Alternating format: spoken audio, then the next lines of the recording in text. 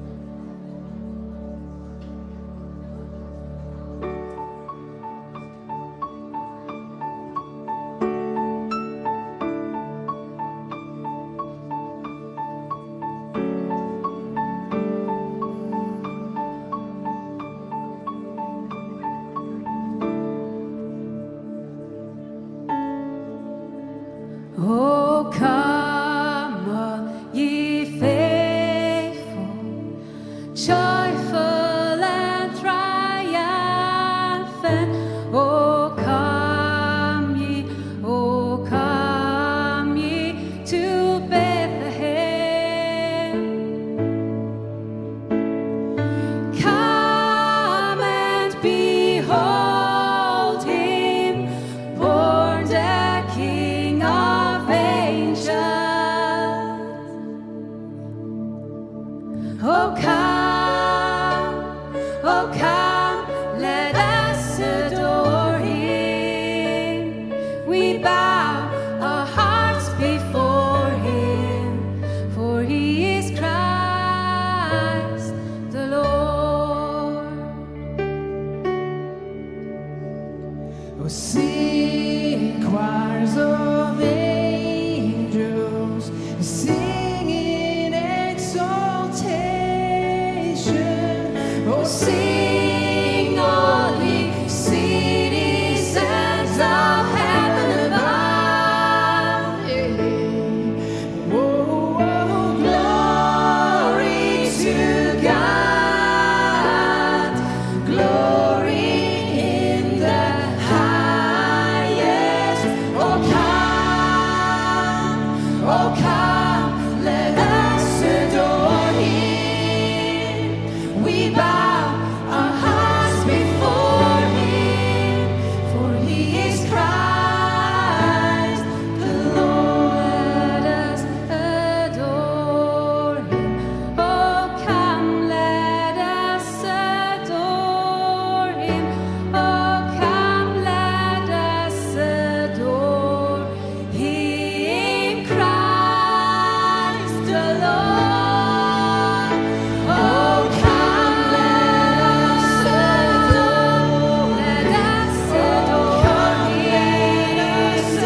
adore, and bow before him, for he is Christ. Oh come, let us adore him. We bow our hearts before him,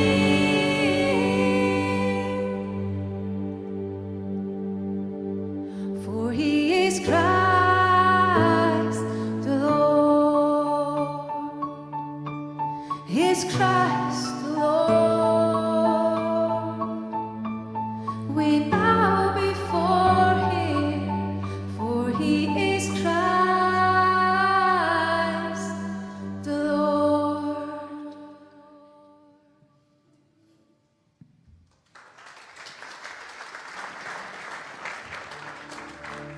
Wow, was für ein Einstieg. Ich wollte eigentlich so während dem Song meine Mod noch mal ein bisschen durchgehen und so weiter, aber ihr habt das so schön gemacht, das Lied. Ich musste hören, darum vielleicht bin ich jetzt nicht so drin und nicht so ready für die Moderation. Aber auf jeden Fall herzlich willkommen hier in der GVC Zürich Oberland zu dem 4. Adventssonntag, wo gleichzeitig auch unser Weihnachtsgottesdienst ist. Ich habe mich riesig gefreut auf den Gottesdienst und es ist schön, mit euch allen zusammen zu feiern, ganz egal, ob ihr regelmäßig da sind und da daheim sind, ob ihr zu Gast sind heute, dann besonders herzlich willkommen. Ich hoffe, ihr fühlt euch wohl, dürft euch fühlen wie daheim und es auch richtig geniessen. Und herzlich willkommen natürlich auch allen, die im Livestream mit zuschauen und eingeschaltet haben. Hey, ich weiss nicht, wie es euch so geht. Ich nehme mir jedes Jahr auf die Adventszeit vor, die so richtig auszukosten und mich innerlich so richtig auf Weihnachten vorzubereiten. Ich habe zum Beispiel so ein Buch gekauft, das für jeden Tag so eine Adventsliturgie hat und mich so vorgestellt dabei, da jeden Tag mir so die 10-20 Minuten nehmen, um das zu machen und innerlich so richtig bereit werden. Und ihr wisst ein bisschen, wie es ist, oder? Oft ist dann so die Weihnachtszeit, die Adventszeit doch viel umtriebiger, als man es manchmal denkt. Und man kommt nicht so dazu, wie man es sich eigentlich wünschen würde. Wenn es dir ähnlich geht und du merkst so, ich bin zwar schon ready so langsam für Weihnachten, aber so innerlich irgendwie doch noch nicht ganz bei Weihnachten angekommen, hey, ich glaube, dann hast du die richtige Entscheidung getroffen, um heute Morgen da zu sein. Ich bin mir sehr sicher, dass nach dem Gottesdienst wir auch innerlich auf Weihnachten eingestellt sind. Nicht nur einfach mit allen anderen Sachen rundherum, die ja auch wichtig sind, weil sie helfen uns ja auch zum parat werden für Weihnachten. Ich weiss nicht, vielleicht könnt ihr mal schnell rechts, links austauschen. Was sind so die Sachen, die dir helfen, wirklich ready zu werden? Bei mir zum Beispiel in Winterthur haben wir so eine wunderschöne Weihnachtsbeleuchtung in der Stadt und dem Markt. Und so, wenn die hängt und so durch die Straße läuft, so, dann merke ich so, ja, jetzt ist wieder die Zeit vom Jahr. Aber tauscht doch mal ganz kurz aus, rechts, links, mit jemandem, den ihr vielleicht noch nicht so kennt. Könnt ihr euch ja schnell vorstellen.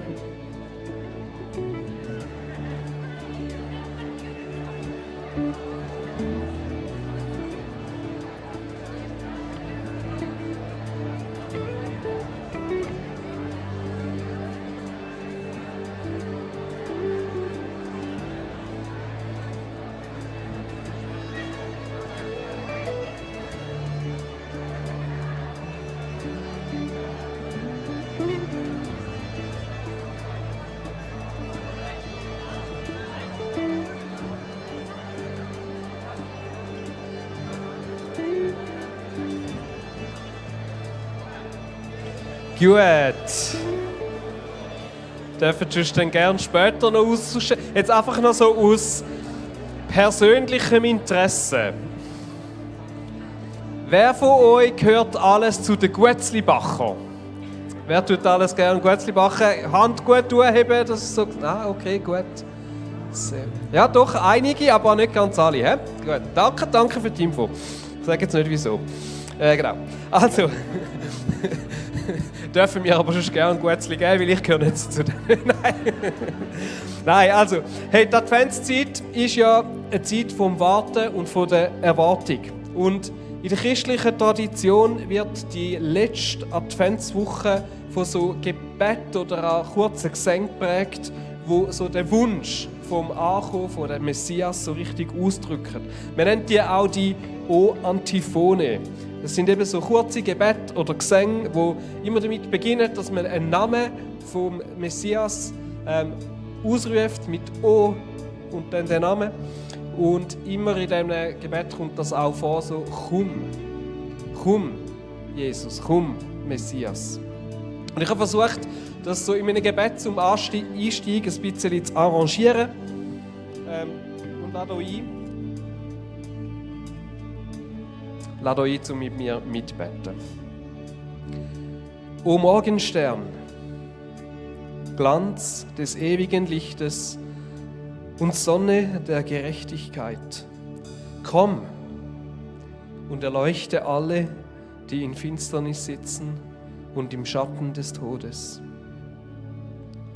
O komm, Immanuel, in dieser Zeit des Wartens. Sei mir nah und sei für mich da.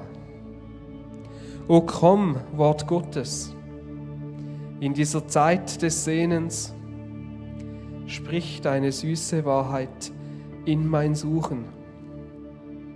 O komm, meine zerstreute Seele, in dieser Zeit der Vorfreude, sei präsent und achte auf die Gegenwart der Liebe im gegenwärtigen Moment. O komm, du aufstrahlendes Licht aus der Höhe, und spende uns Freude, indem du dich nährst. Vertreib die düsteren Wolken der Nacht und schlag die Todesschatten in die Flucht. Freu dich,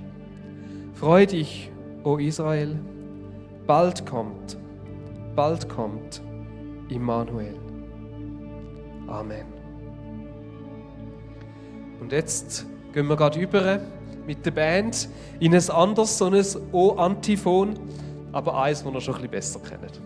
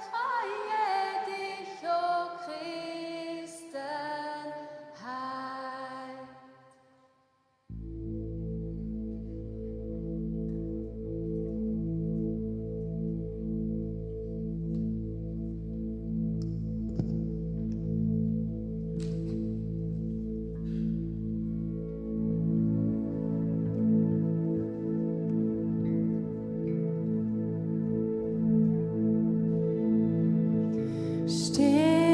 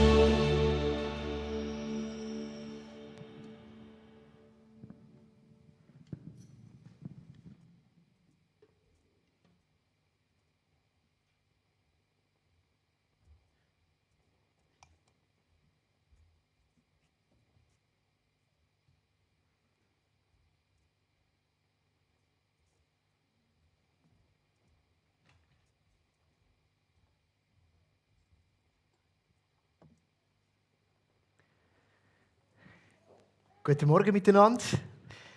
Für all die mich nicht kennen, ich bin schon eine Weile nicht mehr da gewesen. Mein Name ist Dani Weber, ich bin Pastor in der GVC Winterthur und ich freue mich, dass ich wieder mal ins Ahrtal kommen und darf euch mitnehmen heute Morgen auf ein paar Gedanken zu der Weihnachtsgeschichte. Und was so ein bisschen sich unterschieden hat zu sonst, meistens ist es im Zürich Oberland ja so richtig sonnig. Aber heute bin ich so im Nebel gestartet, um ehrlich zu sein.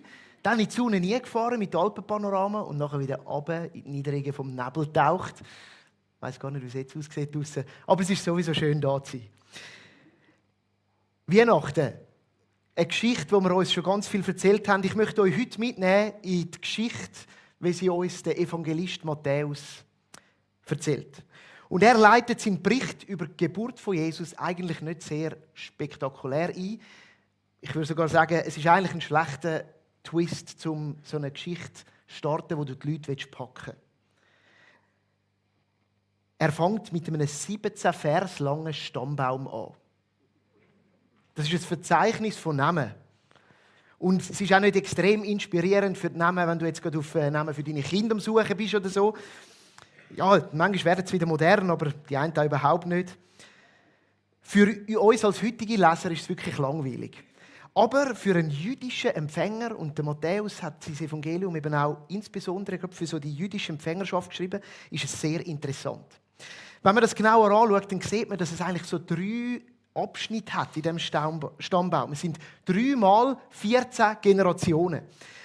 Er fängt an beim Abraham, beim Stammvater Abraham. So startet es. Und dann geht die erste Generation bis zum David. Der David, für all die nicht so bewandert sind, der grösste König, den die Juden hatten, ein Vorbild, ein Mann nach dem Herz Gottes.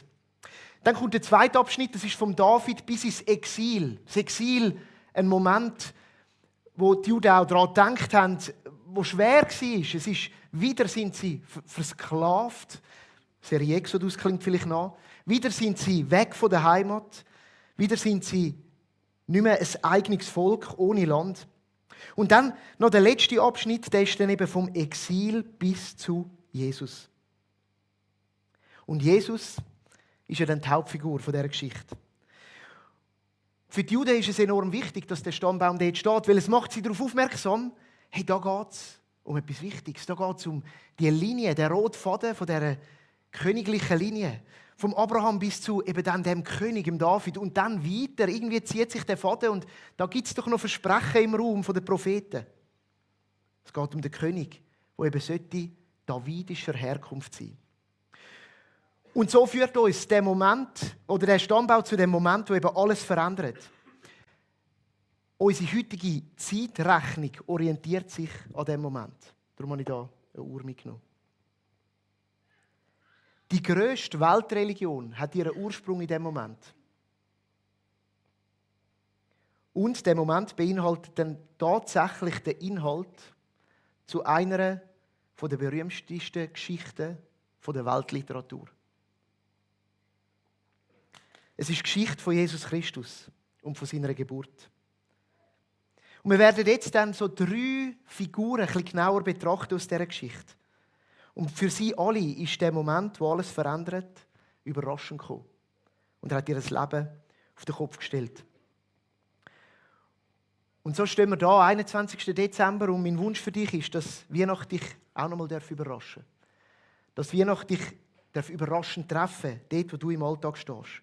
Und so lade ich dich ein, und die Figuren, die wir anschauen werden, lade dich ein dazu, dein Herz aufzutun und anzuhören, wo das der Moment in dein Leben hier kommen will.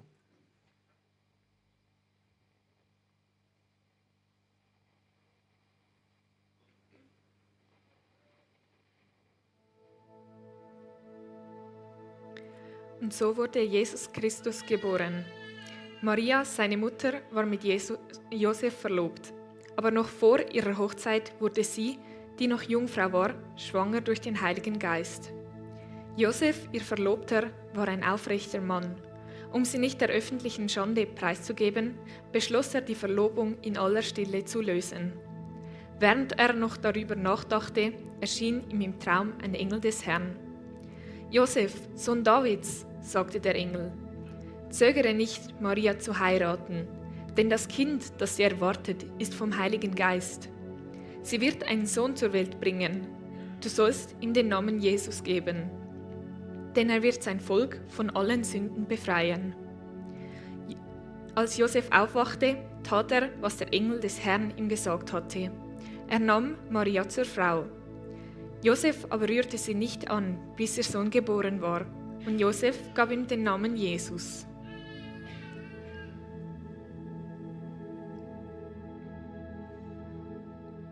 Über den Josef berichtet uns die Bibel gar nicht so viel, obwohl wir ihn gut kennen und in jedem Weihnachtsspiel er sicher eine der Hauptrollen ist. Nur in 2 Evangelien wird die Geschichte um ihn ein bisschen genauer erzählt. Er ist ein Büzer der damaligen Zeit, könnte man sagen. Ein normaler Bürger. Er hat aber eine Auffälligkeit. Und die hebt ein bisschen ab von den anderen. Er ist davidischer Abstammung. Ein Spross aus dem Stammbaum von dem berühmten jüdischen König. Wie schon gesagt, er ist Handwerker. Wahrscheinlich Zimmermann. Und wir müssen annehmen, dass er in der Kraft von seiner Jugend ist. 20, vielleicht 25. Das ist auch das übliche Alter von einem Mann damals gewesen, wenn man sich verlobt hat. Und verlobt, das ist er auch mit der Maria. Damit wir nicht zu romantisch werden an Weihnachten, vermutlich ist die Ehe, wie damals üblich, arrangiert gewesen. Und was der Matthäus uns noch in einem Nebensatz erwähnt, der Josef ist ein aufrichtiger Mann. Wenn ich die Geschichte lese, dann denke ich, dass der erste Moment, wo für den Josef sich mal alles verändert, ihn wie einen Schock trifft. Seine Verlobte ist schwanger.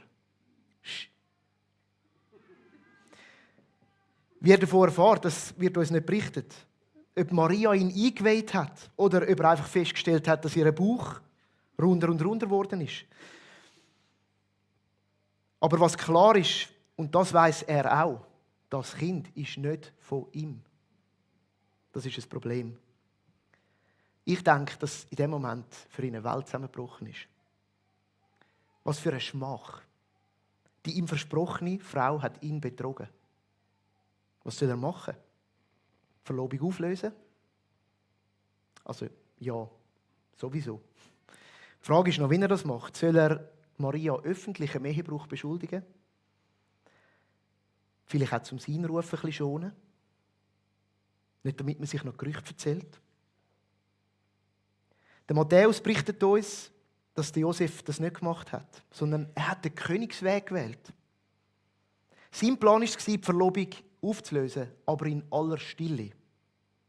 Das zeigt vielleicht schon etwas über seinen Charakter aus.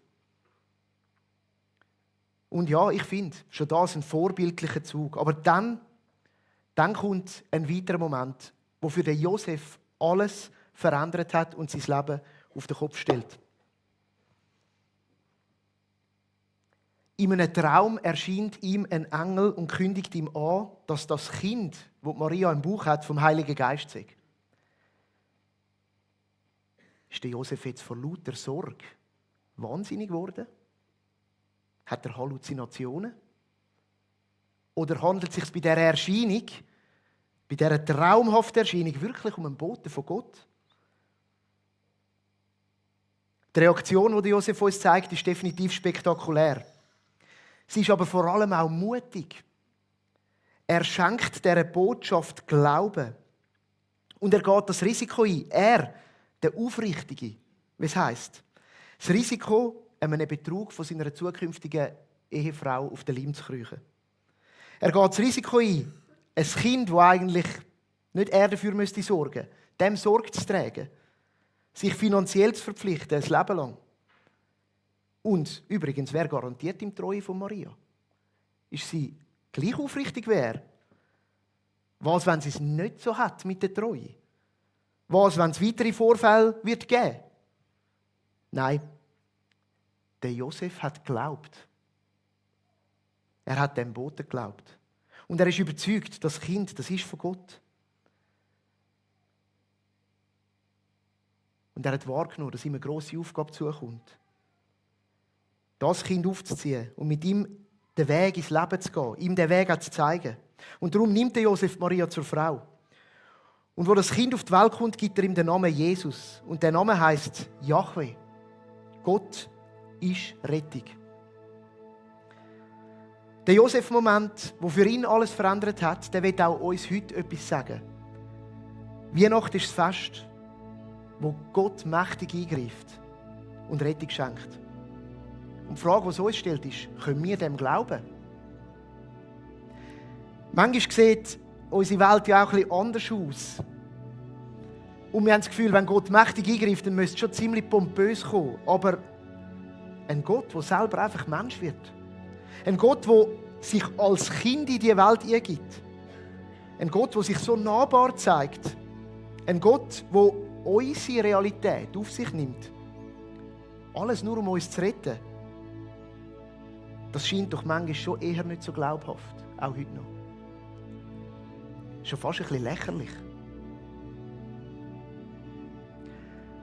Am Josef sein Ruf ist auf dem Spiel gestanden. Und manchmal steht auch dein und mein Ruf auf dem Spiel, wenn es um die Botschaft geht. Wenn du dieser Tatsache Glauben schenkst. Dass Gott als Mensch auf die Welt kommt. Vielleicht wirst du als ein bisschen crazy angeschaut. Als Schwärmer oder Schwärmerin. Oder auch als fahrlässig und verantwortungsloser Mensch, wenn du deine Hoffnung vom Leben wirklich so aus deinen eigenen Händen gibst und auf etwas Höheres vertraust. Deine Hoffnung in so einen Glauben setzt. Der Josef kennt diese Herausforderungen. Und er hat Glauben geschenkt. Und es hat sein Leben verändert. Ja, er hat sicher weiterhin Sorgen und Herausforderungen gehabt. Ich meine, kurz darauf haben sie nach Ägypten flüchten. Oder die Szene, die uns beschrieben wird, wo sie den Jesus verlieren an einem Fest in Jerusalem. Die Rettung war vielleicht nicht immer so greifbar nahe gewesen. Der Alltag wohl weiterhin auch gespickt mit Herausforderungen. Aber am Josef sein Glaube hat sich gelohnt. Und aus seinem Ziehsohn ist der Retter der Menschheit geworden. Die eine Figur, die die Weltgeschichte bis heute prägt. Die Figur, die den Menschen durch die Jahrtausende bis heute diese Frage stellt, schenkst du mir Glauben? Und ich stelle diese Frage euch auch heute. Glaubst du dieser Geschichte, dass Gott Mensch geworden ist? Lass die Geschichte dich echt heute ein, alle Furcht, vielleicht auch Scham darüber abzulegen, sodass der Moment zu einem Moment wird, wo dein Leben auf den Kopf stellen kann.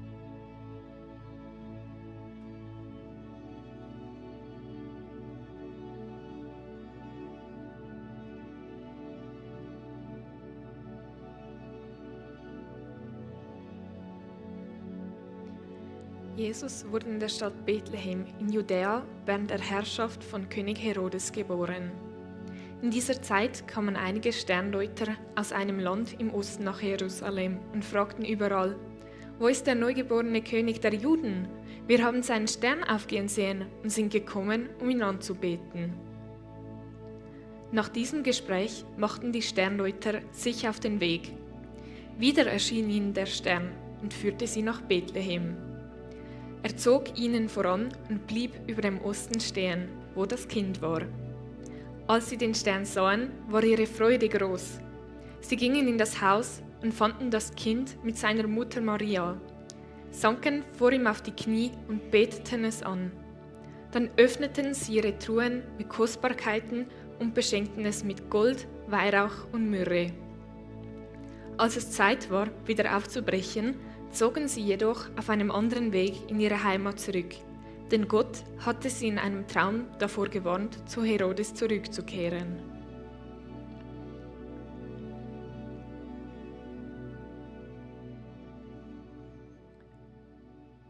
Die Sterndeuter. Das ist unsere zweite Gruppe, unsere zweite Art von Figuren. Und um alle Mythen gerade zu entkräften, nein, es sind nicht zwingend 3 gewesen. Man weiss nicht, wie viel. Aber sie haben 3 Geschenke gebracht. Und die sind noch recht wichtig, das werden wir später gerade noch sehen. Die namenlose Gruppe von sogenannten Sternkundigen oder, wie man auch gesagt hat, Magis. Man geht davon aus, dass sie aus dem parthischen Grossreich gekommen sind. Ja, wo liegt das? Für die Persien im Begriff ist, das wäre so etwa dort.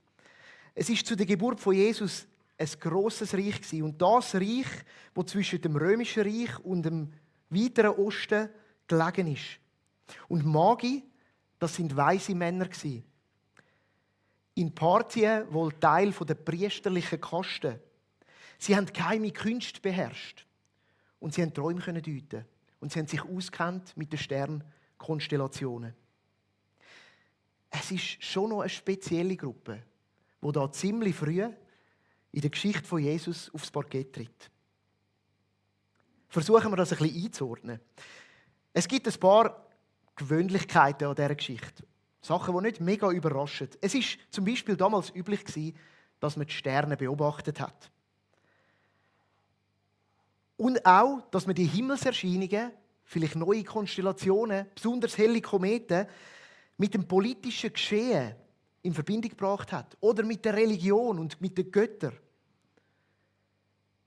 Es war auch klar, dass wenn man so etwas entdeckt und denkt, hey, ein neuer König ist geboren, dass man dann in die Metropole geht von dieser Region, um nach dem König zu suchen, wo man mit dem Stern in Verbindung bringt.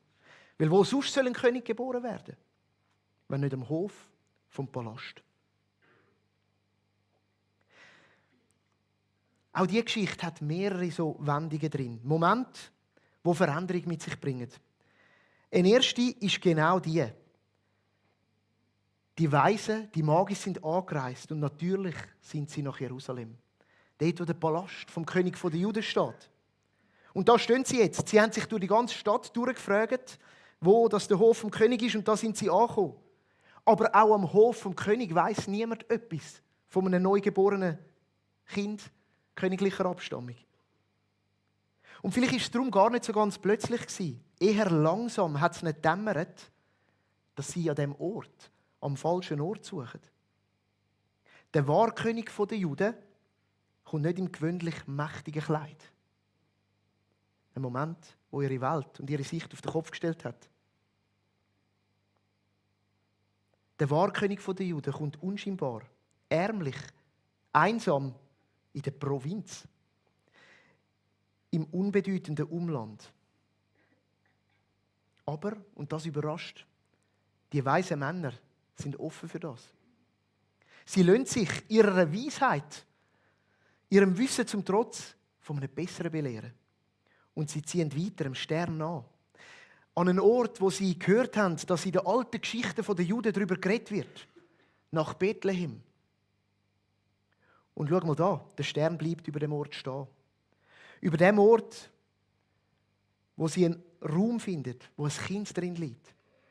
Und ihre Freude ist riesengroß. Sie haben ihn gefunden. Und dann kommt die nächste Überraschung. Ich stelle mir die Szene so vor dem Auge. Was für ein Kontrast. In diesem unscheinbaren, staubigen, dreckigen Raum. Ich würde sagen, in einem Thronsaal von der Erbärmlichkeit. Knündeln sie runter, in ihren Roben. Sie beten das Kind an. Ganz so, wie man es eigentlich in den grossen Thronsaal der Mächtigen in den Metropolen üblicherweise machen würde. Und sie machen das mit kostbaren Geschenken. Gold bringen sie. Ein Ausdruck fürs Königliche. In der Welt bekannt. Gold gehört zum König. Sie haben den König gefunden. Sie bringen Weihrauch. Und Weihrauch war auch bekannt damals.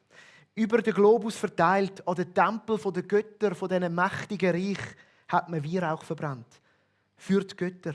Es ist somit ein Ausdruck fürs Göttliche. Sie haben verstanden, der König ist mehr als nur König, der ist auch Gott. Und sie bringen Myrrhe. Myrrhe hat man gebraucht für die Balsamierung der Leichnam. Und da kommt schon etwas Prophetisches drin. Ein Blick in die Zukunft, in die Bestimmung, in den Sinn und in den Zweck von dem kleinen Kind, das da geboren wird. Sinn und Zweck für das Werk, das der Messias, Jesus Christus, vollbringen soll. Er wird zur Rettung der Menschen in den Tod gehen. Sein Name Jesus, Jahwe, ist Rettung. Eine Frage, die wir uns auch stellen können, ist, warum der Matthäus diese Geschichte überhaupt erzählt. Es gibt Hinweise historisch, dass um die damalige Zeit, so um die Jahre herum, wo Jesus geboren ist, ein Komet sehr hell geleuchtet hat. Also so weit kann man das irgendwie nachvollziehen, dass das Ereignis so stattgefunden hat. Aber vermutlich hat der Matthäus auch noch ein bisschen mehr wollen mit dem Text. Dass er die Geschichte von dem Stern erzählt, könnte damit zu tun haben, dass er auch da hat einen Unterschied machen zum römischen Grossreich und zum Kaiser Augustus. Weil auch der Kaiser Augustus hat ein Kometenerlebnis gehabt. Kurz nach dem Tod von seinem Stiefvater, Julius Caesar, für uns allen aus den Asterix-Büchern bekannt, hat er auch einen Komet erschienen gesehen. Und er hat das Erlebnis genutzt, um den Julius Caesar zum Gott zu machen. Dem Komet göttliche Bedeutung zu geben. Das hat man damals so gemacht.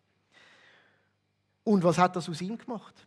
Ja, natürlich. Der Augustus ist somit selber zum Sohn von Gott geworden. Und er hat Münzen drucken lassen, prägen lassen, mit dem Gesicht, kaiserlichen Gesicht auf der einen Seite und mit dem Stern auf der anderen Seite. Und was macht jetzt da der Matthäus? Er will da etwas ausdrücken und sagen, es gibt im Fall da einen anderen, wahren Sohn von Gott. Er weist auf den wahren Sohn von Gott hin, der gänzlich anders erscheint, als der Augustus das gemacht hat, mächtig, mit prägten Münzen, sondern unscheinbar. Und trotzdem kommt schon an dieser Stelle in dieser Geschichte Berühmtheit drin, weil die Magi, die werden zurückreisen, weiter als das Römische Reich. Und sie werden den Sohn von Gott, den König der Juden, bekannt machen in der Welt. Ja, weiter als das Römische Reich im Moment geht, bis in den Osten. Und so stellen uns die Figuren der Magi auch ein paar Fragen. Wo suchen wir nach Hoffnung? Wo suchen wir nach dem, was wir anbeten können?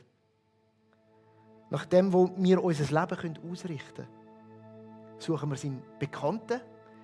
In dem, was uns gewohnt ist und in dem, was uns auch die Gesellschaft sagt, wie es halt normal ist so? Suchen wir sie zum Beispiel in den lauten und klaren Ansagen der Mächtigen in der heutigen Zeit? Oder möchte uns die Geschichte vielleicht gerade heute besonders dazu ermutigen, aufs Unbedeutende, Unscheinbare uns einzulassen? Weihnachten ist ein Fest, wo wir uns erinnern können, dass Gott anders kommt, als wir es denken. Überraschend anders. An anderen Orten in Erscheinung tritt, als es üblich ist. Dass das Reich von dem wahren König im Kleinen anfängt. Bei uns selber, in unserem Leben, im unscheinbaren, niederen Alltag, mit jeder Entscheidung, die wir treffen. Aber das Reich kann sich in uns auch entfalten und weit wirksam werden. Vielleicht nicht sofort bis ans Ende der Erde, aber zumindest bis in deine Beziehungen, in deine Familie, in dein Umfeld, in deine Umgebung. Lassen wir uns von der Magie inspirieren. Jesus als König und Gott über unser Leben zu setzen. Ein König, der sich nicht schade war, mich, unscheinbaren Mensch, zu retten.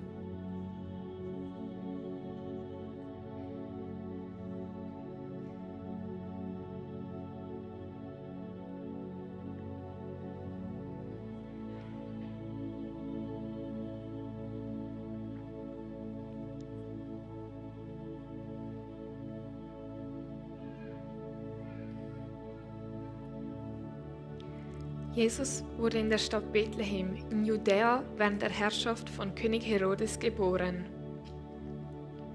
Die Frage der Sterndeuter versetzte Herodes in große Unruhe und alle Einwohner Jerusalems mit ihm. Er berief eine Versammlung der obersten Priester und Schriftgelehrten ein. Wo soll denn der Christus nach Aussage der Propheten zur Welt kommen? Fragte er sie. In Bethlehem, sagten sie. Denn der Prophet hat geschrieben, O Bethlehem in Judäa, du bist alles andere als ein unbedeutendes Dorf, denn ein Herrscher wird aus dir hervorgehen, der wie ein Hirte mein Volk Israel führen wird. Daraufhin sandte Herodes eine geheime Botschaft an die Sterndeuter und bat sie zu sich. Bei dieser Zusammenkunft erfuhr er den genauen Zeitpunkt, an dem sie den Stern zum ersten Mal gesehen hatten. Er sagte zu ihnen, geht nach Bethlehem und sucht das Kind.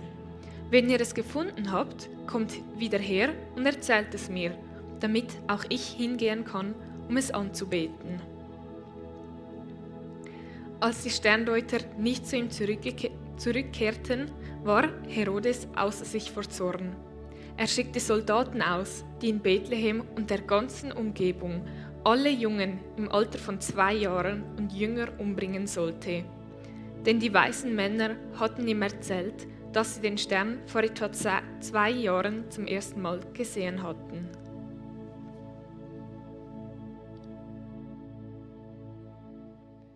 Eine schwere Geschichte.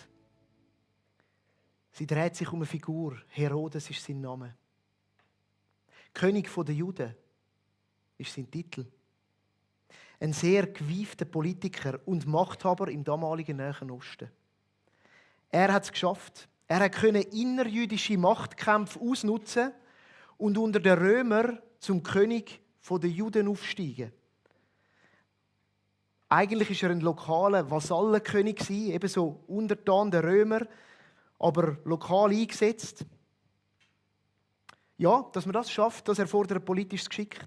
Und auch ein Spagat zwischen der römischen Grosspolitik und dort können spielen und der lokalen politischen, religiösen Verankerung, die im Nahen Osten, in Jerusalem sowieso, sehr, sehr stark war. Und wir können uns somit vorstellen, dass sich der Herodes, eigentlich ist er nur halbjüdischer Abstammung, er hat idumäische Wurzeln gehabt, regelmäßig im Tempel blicken lassen hat, um Jahwe zu opfern. Gleichzeitig hat er nicht so ein Problem gehabt. Auf Geschäftsreise in Rom, auch dort mal einen Tempel zu besuchen und sich zu sehen zu lassen bei der Anbetung von einer römischen Gottheit. So Networking war halt notwendig im Römischen Reich. Was der Herodes sicher auch mit sich gebracht hat, ist eine Machtaffinität. Er konnte die Ellenbogen im rechten Moment ausfahren. Gegenspieler zum Schweigen bringen. So weit von heutigen Geschehnissen und Machthaber ist das gar nicht so entfernt. Jetzt zu seinem Teil in dieser Geburtsgeschichte. In der Bibel heisst es, dass die Frage der Sterndeuter nach dem neugeborenen König der Juden in ein grosses Schrecken versetzt hat. Und ganz Jerusalem mit ihm. Das ist der Herodes-Moment, der für ihn alles verändert. Der mächtige König der Juden. In Angst und Schrecken. Sein Anspruch, der Herrscher zu sein, wird in Frage gestellt in diesem Moment. Er wird grundlegend verunsichert. Was für ein König soll da kommen? Ich habe kürzlich in einem Buch gelesen, dass die mächtigsten und am stärksten auftretenden Personen in einem Raum oft auch die sind, die am meisten Angst in sich tragen. Macht und das Festklammern daran ist auch ein Schutz. Ein Schutz vor Angriff, ein Schutz vor Schwäche. Und die Angst vom Herodes war so groß, dass sie ganz Jerusalem, so heisst es, mit in Schock gesetzt hat. Schrecken und Angst greift meistens um sich. Man ist gut drin, die Dynamik an anderen abzuspielen und anderen abzugeben. Doch der Herodes wäre nicht der Herodes, wenn er nicht zumindest noch einen Versuch wagen würde und zu schauen, wenn er mit dieser herausfordernden Situation klarkommen kann. So beruft er die Vollversammlung von seinem Kabinett ein. In der Gruppe ist man immer ein bisschen stärker als allein, oder? Auch das. Und eine Liste heckt er sich auch gerade aus. Dann gibt diesen Magi, den Sterndeuter, vor, dass er das Kind anbeten will.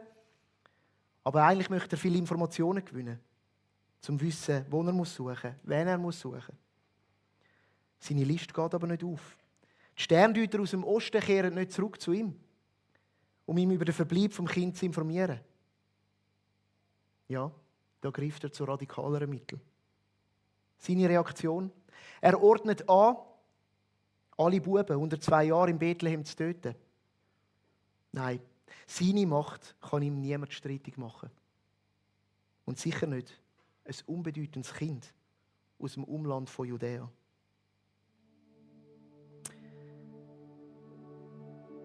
Die letzte Figur, der mächtige König Herodes, erzählt uns seinen ganz eigenen Weihnachtsmoment. Er zeigt uns, dass das Kommen von Jesus Christus die Menschen in ihrem eigenen Anspruch, in ihrem Selbstverständnis, von wer sie sind, erschüttern kann. Jesus stellt unsere eigene Macht und Kontrolle über unser Leben in Frage. Die Lebensordnung von Herodes war ist an diesem Tag mächtig über den Haufen gerührt worden. Das muss man auch mal mitfühlen. Da ist viel auf dem Spiel gestanden. Ein anderer ist König. Und ich sehe dort auch etwas drin, das irgendwie wir auch kennen. Wir leben in einer Zeit, wo Menschen selber Könige von ihrem Leben sind. Sicher sie wollen alles tun, damit sie sind. Und manchmal gerne noch über das Leben von ein paar anderen. Und an dieser Weihnacht können wir uns darum die Frage stellen, ob der Moment, wo alles verändert, uns auch heute herausfordern, unsere Macht und unsere Kontrolle und unsere Stärke abzugeben. Wie reagierst du und ich auf die ganz persönliche Fragestellung? Ganz menschlich ist es, dass man sich an seine Macht krallt. Dass man seine Angst spielen lässt, ein paar andere noch aufscheucht und sich stark macht in der Gruppe. Reagieren wir, indem wir uns mit allen Mitteln versuchen zu verteidigen?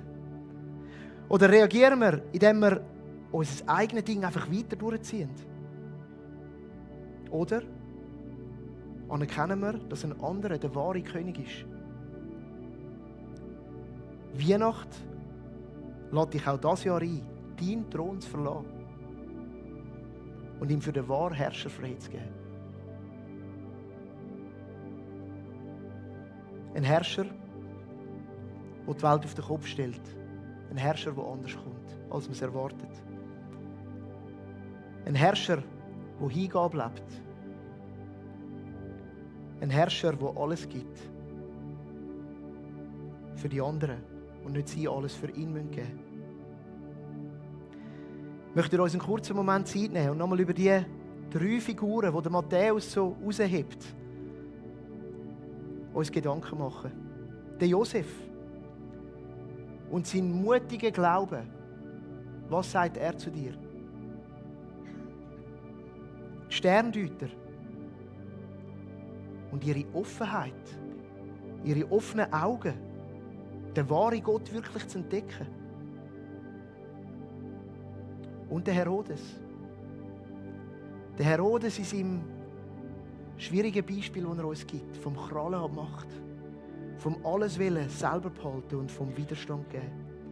Was sagen die Figuren heute Morgen dir? Du darfst dir kurz Zeit nehmen und das innerlich bewegen.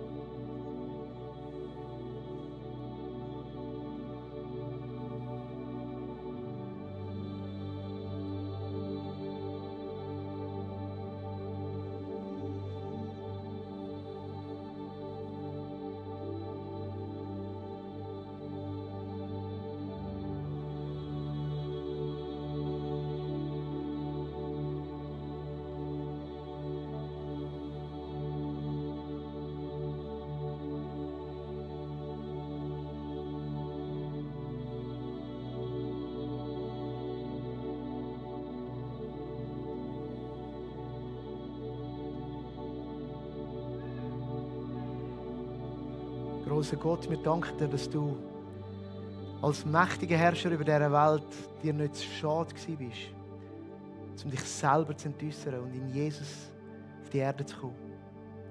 Jesus, wir danken dir, dass du den Weg auf dich genommen hast. Dass Weihnachten auch der Moment ist, wo wir das feiern können. Dass du absteigst, dass du eingreifst. Wir danken dir, dass du in dem Moment auch die Welt auf den Kopf gestellt hast. Und dass du das immer wieder da hast in der Vergangenheit, in einzelnen Leben, in grösseren Gruppen, ja, ganze Nationen. Und wir beten für heute, dass das geschehen in unserem Leben und dass es um sich greifen darf. Ich möchte beten für Glauben wie der Josef. Und vielleicht bist du heute drin und weißt, du brauchst das. Nochmal neu. Glauben wie der Josef. Glauben auch, wo einem vielleicht manchmal ein bisschen komisch dastehen lässt. Glauben, wo mutig ist. Glauben, wo ein Risiko ist. Jesus weckt den Glauben in uns. schenken uns. Sodass der Moment kann sein, wo unser Leben auf den Kopf stellt. Ich möchte beten für offene Augen. Für den wahren König für dich. Offene Augen wie die Sterndeuter. Offenheit, dass es anders sein kann. Dass Gott sich anders zeigt, als erwartet ist.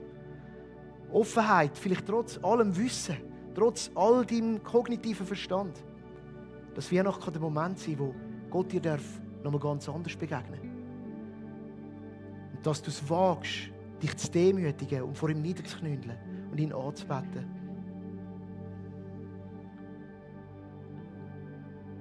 Und Jesus, ich möchte dich bitten, dass du dem Herodes in uns begegnest. Dort, wo wir uns an unsere Macht krallen. Dort, wo wir im Moment das Steuer ganz fest selber in der Hand haben.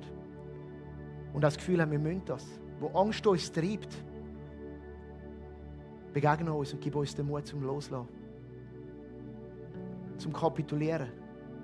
Zum Anerkennen, dass du der König bist. Der König über unser Leben. Der König über unsere Welt. Danke vielmals, dass du wirkst unter uns. Wir brauchen dich. Amen.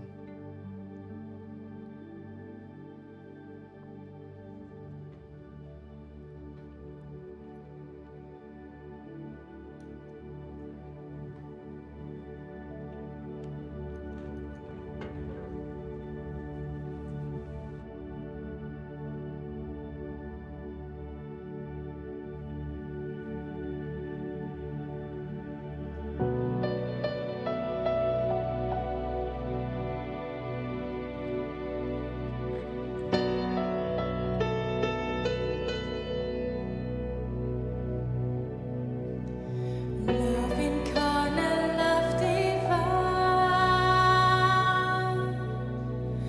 star and angels gave the sign. Bow to babe on bended knee, the Savior of humanity. Unto us a child is born,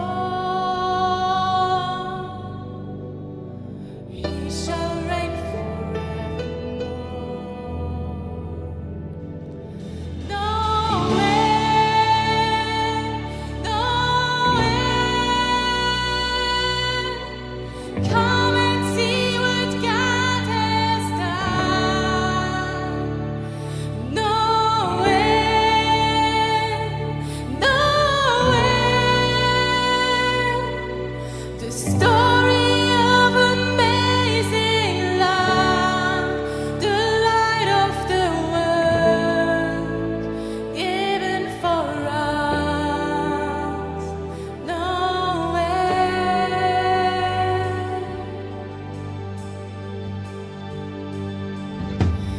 God of God and Son of Man, there before the world began, born to suffer, born to save, born to rise us from the grave. Christ the everlasting Lord, he shall reign forevermore. No way, no way.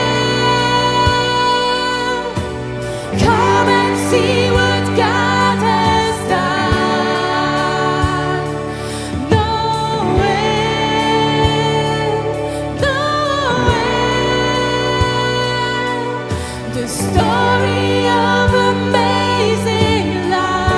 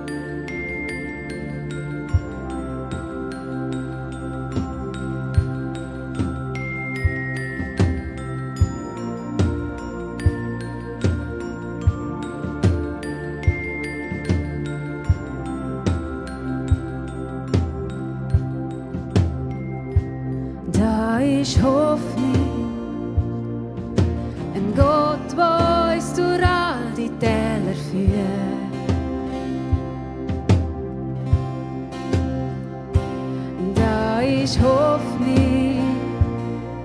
Gehst mit uns durch jeden Sturm und jedes Feuer.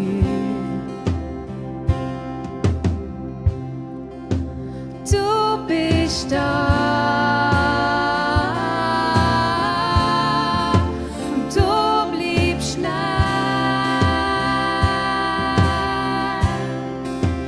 Du bist da. Und du bleibst nah.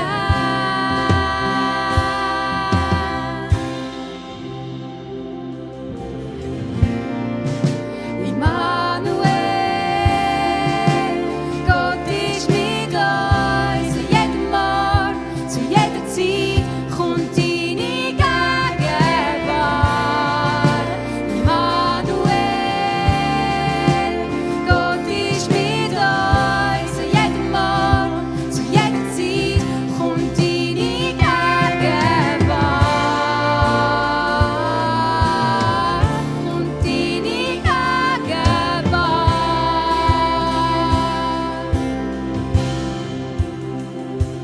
Da ist Frieden, wo greifbar ist in jeder Lebenslage.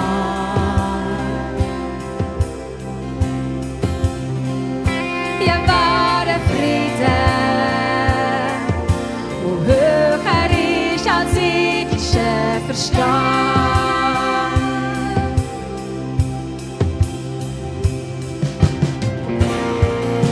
Immanuel, Gott ist mit uns. Zu jedem Ort, zu jeder Zeit kommt deine Gegenwart. Immanuel,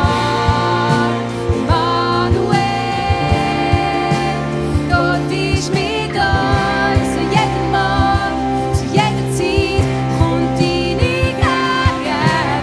Zu jedem Ort, zu jeder Zeit kommt deine Gegenwart. Immanuel,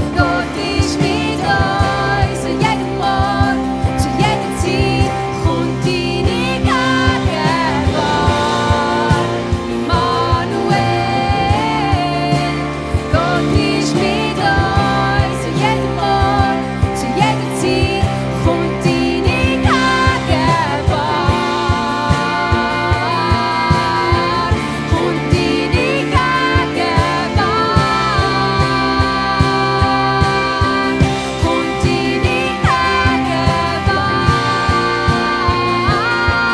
Gegenwart. Kommt deine Gegenwart. Kommt deine Gegenwart. Kommt deine Gegenwart.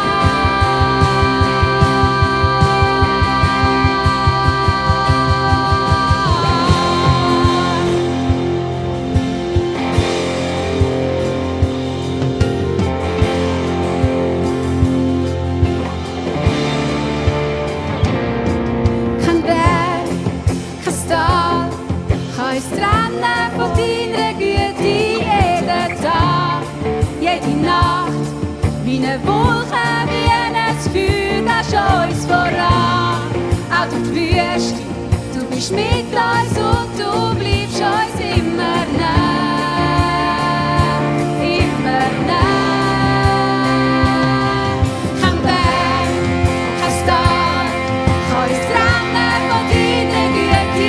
Jeden Tag, jede Nacht, wie eine Wolke, wie ein Feuer, gehst uns voran. Auch durch die Wüste, du bist mit uns und du bleibst uns immer nah. Immer nah. Kein Berg, kein Tal kann uns trennen von deiner Güte. Jeden Tag, jede Nacht, wie eine Wolke, wie ein Feuer, gehst uns voran. Auch durch die Wüste, du bist mit uns und du bleibst uns immer nah.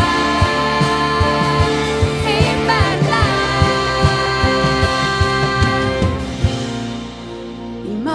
Immanuel, Gott ist mit uns. Zu jedem Ort, zu jeder Zeit kommt deine Gegenwart. Immanuel, Gott ist mit uns. Zu jedem Ort, zu jeder Zeit kommt deine Gegenwart.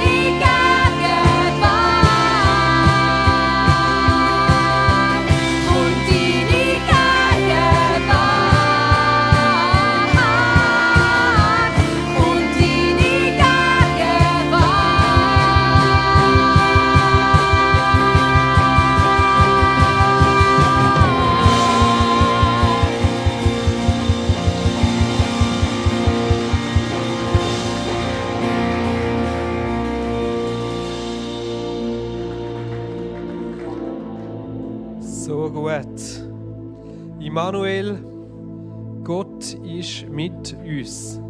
Das ist die gute Nachricht von Weihnachten.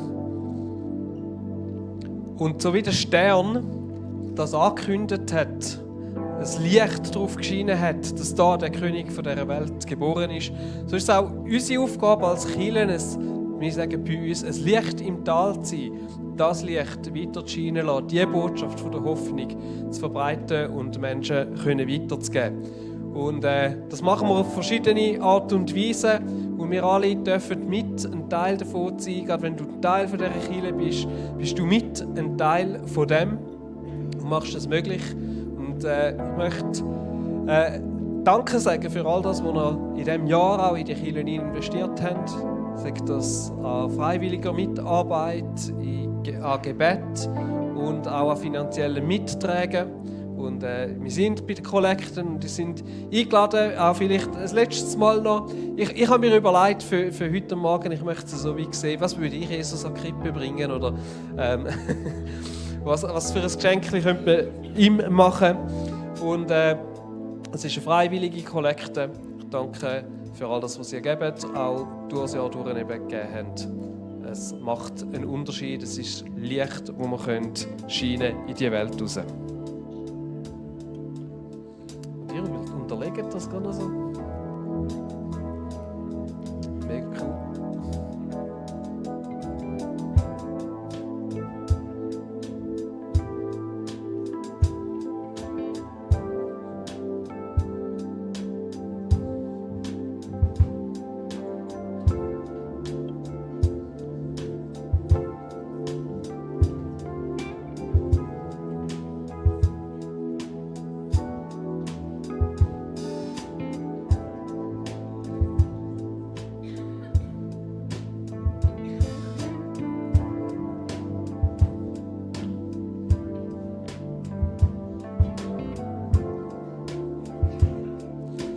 Danke vielmals. Wir gehen noch weiter durch die Reihe. Wir freuen uns und hoffen, dass wir einen guten Jahresabschluss haben finanziell. Wir verschicken nicht irgendwie nochmal eine extra Spendeneinladung oder so. Wir wissen, dass ihr an uns denkt. Noch ein paar Infos für was bei uns noch so läuft. Es ist der letzte Gottesdienst, den wir in diesem Jahr haben. Und ich glaube, es war ein würdiger Abschluss gewesen, aber es ist noch nicht das letzte Highlight in diesem Jahr. Wir haben nämlich eins noch vor uns, das ist die Explo, wo wir uns mega darauf freuen. 3 Tage, wo wir uns so richtig inspirieren lassen, Himmel auf Erde erleben. Und wenn du dich noch nicht angemeldet hast, es gibt immer noch die Möglichkeit, sich anzumelden. Man kann auch einfach einzelne Tage kommen, wenn einem 3 zu viel ist. Aber es würde mich freuen, einige von euch auch dort zu sehen. Der erste Gottesdienst im neuen Jahr ist dann am 4. Januar. Das ist unser Jahresstart-Gottesdienst und am 11. Januar ist dann unser Jahresvisionsgottesdienst, wo wir als ganze GVC-Bewegung zusammen mit den anderen GVC-Kirchen feiern und wo wir anschauen werden, was unser neues Jahresthema ist von 2026. Ich freue mich drauf. Das ist immer ein riesen Highlight und freue mich dann, euch wieder zu sehen, Anfangs nächstes Jahr. Hey, jetzt nach dem Gottesdienst gibt es noch das Mittagessen. Es gibt Zürich-Schnetzle mit Pasta, glaube ich, nicht mit Rösti, aber Zürich-Schnetzle auf jeden Fall. Ich freue mich sehr, bleibt noch ein bisschen da, geniessen noch Zeit miteinander. Und ich würde gerne euch noch segnen, steht doch auf und nachher, nicht gerade davor rennen, nachher gehen wir nochmal in ein Lied rein, nimmt die Band nochmal mit und erst nachher gehen wir anstehen fürs Essen. So ist es. Genau. Vater im Himmel, Jesus Christus, du bist Immanuel, Gott mit uns. Auf die Welt gekommen, zu uns. Ich bete, dass du die Weihnachtszeit, die Momente, die wir haben dürfen, dass du die segnest, dass du mit uns kommst in diese Zeit hinein, in unsere Familien hinein. Dass wir in diesem ganzen Trubel und in allem immer wieder dürfen den Blick auf dich richten. Und wir möchten dir nochmal zurufen, oh komm, Morgenstern, Glanz des ewigen Lichtes und Sonne der Gerechtigkeit. Komm und erleuchte alle, die in Finsternis sitzen und im Schatten des Todes. O komm, Immanuel, in dieser Zeit des Wartens, sei mir nah, sei für mich da. O komm, Wort Gottes, in dieser Zeit des Sehnens, sprich deine süße Wahrheit in mein Suchen. O komm, meine zerstreute Seele, in dieser Zeit der Vorfreude sei präsent und achte auf die Gegenwart der Liebe im gegenwärtigen Moment. O komm, du aufstrahlendes Licht aus der Höhe, und spende uns Freude, indem du dich näherst. Vertreib die düsteren Wolken der Nacht und schlag die Todesschatten in die Flucht. Freu dich, o Israel, bald kommt Immanuel. Und Vater, Jesus Christus, das Licht soll leuchten im Zürich-Oberland, hier im Ahrtal, in der Schweiz, in der ganzen Welt.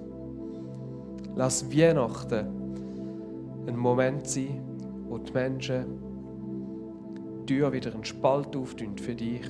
Ein Spalt, wo dein Licht einfallen und kann drin hineinkommen. Lass uns helle Träger von deinem Licht sein, die das Licht in die Welt raustragen. Amen. Ich wünsche euch ganz einen schönen Jahresabschluss, ganz schöne Weihnachten als Familie und mit euren Lieben. Bis nächstes Jahr.